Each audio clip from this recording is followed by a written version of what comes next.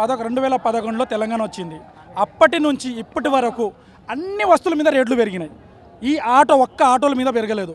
ఆఖరికి రోడ్ల మీద అమ్ముకునే ఛాయ్ స్టాండ్ రేట్లో కూడా ఛాయ్ రేటు పెరిగింది.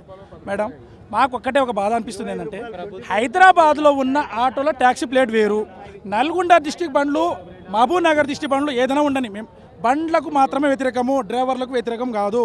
ఆ బండ్ల పేర్ల మీద, వాళ్ళ పర్మిట్ల మీద హైదరాబాద్ పాసింగ్ ఉందనంటే నడుపుకోమని చెప్పండి, మేము వద్దని చెప్పం. దానికి వాళ్ళకు పాసింగ్ లేకపోతే నడపవద్దు.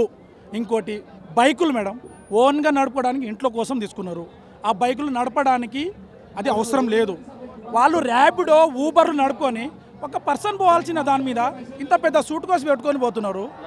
ఆ లగేజ్కి 50 రూపాయలు ఎక్స్ట్రా తీసుకొని పోతున్నారు. కస్టమర్కి అంత అర్థం కావట్లేదా మేడం?